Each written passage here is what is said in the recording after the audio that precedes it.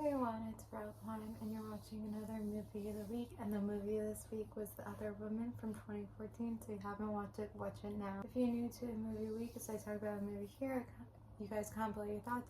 And in 2025, we're doing different romance movies, so that's why we did this movie. I also am still concussed.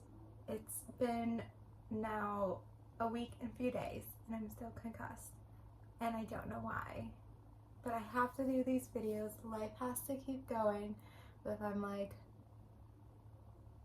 acting weird. Also, I look terrible. I haven't put makeup on in like a week, and my hair. I'm about to shower, guys. Okay. So I've watched this movie many times, and my first time watching it was probably in 2014, and like I honestly didn't know a lot of stuff then. Like I was just so young watching it. But this is a movie that I've always loved, and it's so interesting. Like, even though I've rewatched it multiple times, I don't know exactly how many times, but it's interesting now watching it as a 24, almost 25-year-old, and kind of like having a different perspective on it, like out in the world. But this movie is a comedy that has romance, and we've done a lot of rom-coms this year, obviously with romance, but we've done a couple that I feel like I even said for those are more comedies with some romance, and it's something where that kind of happens at times. Like, I don't know if you can really say this is a rom-com. Yes, in the end, like, Cameron Diaz's character ends up with the brother, and Kate Upton's character ends up with Cameron's dad, Don Johnson. Also amazing cast in this movie. Everyone's like Leslie Mann, Cameron Diaz, just like and Kate Upton, just like amazing cast. Like everyone's amazing.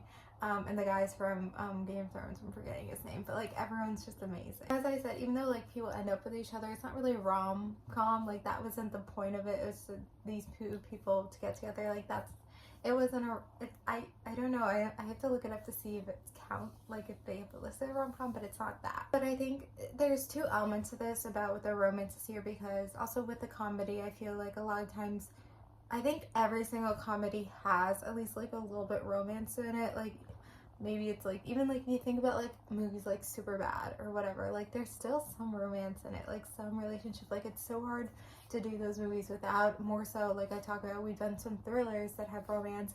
Like I think it's even harder to have a comedy with no romance. I'm sure there's comedies out there with no romance, but I think it's more likely a comedy will have a romance more so than thrillers having a romance, but I feel like a lot of thrillers have romance. But there's two elements to this. So the one is about like them having their relationship with this guy. So like this is all about like cheating and infidelity and everything.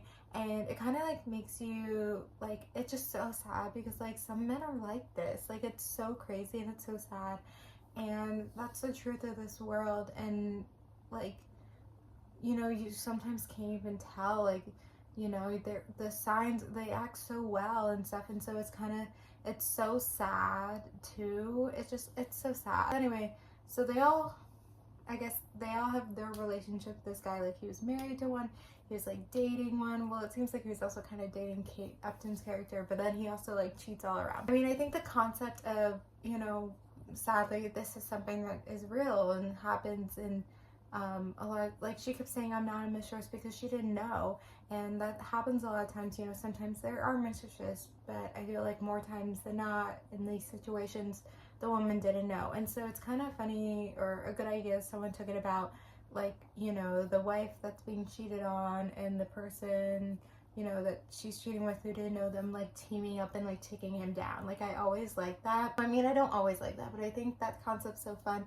And then the two like have this dynamic and friendship, and then they added Kate Upton's character, like I guess more so he's in like more so of a cheater, and I think it adds something because they technically threw them, like whatever. But I think that's the second part I want to talk about, is the friendship and the relationship that these people had, because even though we're doing romance this year, we're also doing like all different types of relationships and kind of seeing that. And so these two people, like, you know, and you can see it as well, like their polar obstacles. Like Leslie Mann, she's so funny, she's so amazing, she's kind of like a little bit all over the place. You know, she's a housewife, all that. They kind of like really showed the housewife, and it kind of also like made me something else I realized as an adult. It's like a housewife, it's like, you know, that's what you do. You know, luckily she didn't have kids, but like especially if the kids, like this is what happens, and then your husband cheats on you, like what do you do? Do you just like stay in a relationship? Like this is your life, this is all you have, you don't have a career. and all that stuff. But yeah, she was so different than Cameron Diaz's character, who was a lawyer, was just like tough love, all this stuff. So, you know, they obviously write for these big commercial movies, because this is a more of a commercial movie. They obviously write like them so separate, but then they came together and they have this like friendship and this bond.